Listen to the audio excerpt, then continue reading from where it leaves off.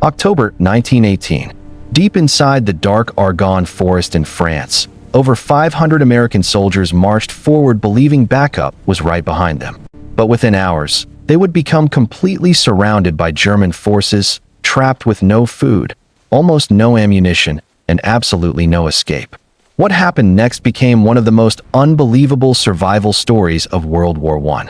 The unit was part of the American offensive known as the Meuse-Argonne Campaign, one of the deadliest battles in U.S. military history. Their mission sounded simple: push through the forest, break the German line, and keep advancing no matter what. Leading the force was Major Charles Whittlesey, a quiet Harvard-educated officer who suddenly found himself in command of hundreds of exhausted men moving through thick trees, mud, and constant gunfire. At first, everything seemed to go according to plan.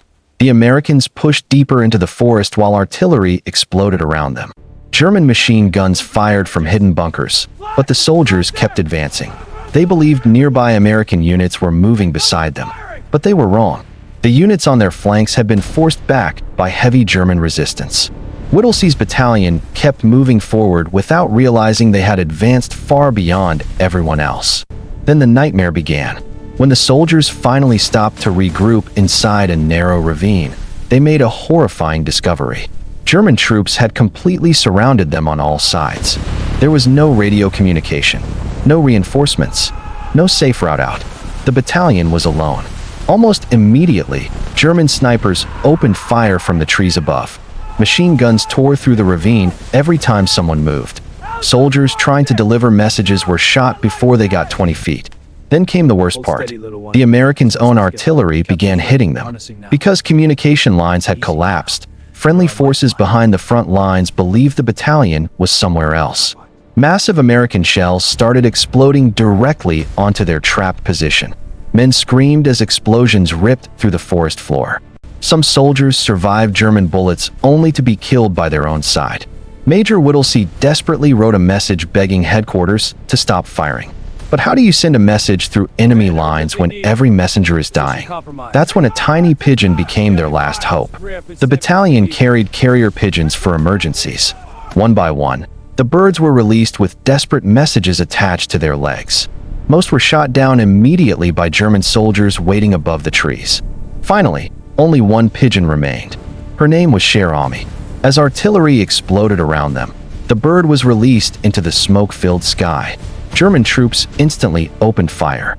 Feathers flew everywhere. One bullet tore through her chest. Another nearly destroyed one of her legs. But somehow, the pigeon kept flying. Nearly 30 kilometers through gunfire and chaos, Cher Ami reached headquarters carrying the message. We are along the road parallel to 276.4. Our own artillery is dropping a barrage directly on us. For heaven's sake, stop it. The message arrived just in time. The American shelling finally stopped. But the battalion's nightmare was far from over. For 6 days, the trapped soldiers fought without proper food or water. Wounded men lay in mud begging for help that never came. Some soldiers drank dirty rainwater collected in helmet shells just to survive. German forces shouted into the ravine, offering them a chance to surrender. Whittlesey refused every single time. Instead, the battalion kept fighting. Every day the circle tightened. Ammunition ran dangerously low. Corpses covered the forest floor. The smell of smoke, blood, and wet earth filled the air.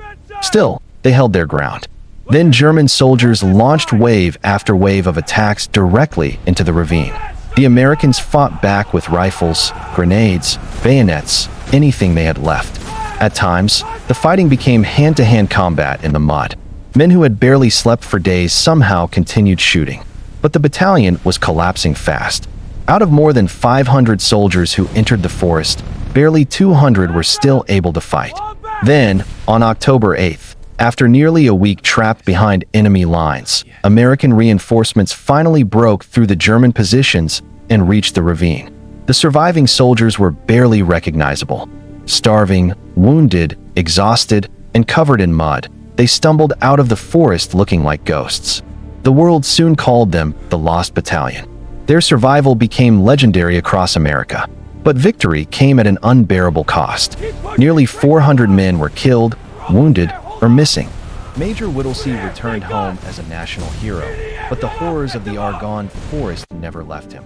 Years later, unable to escape the memories of the men he lost, he mysteriously disappeared at sea during a voyage in 1921.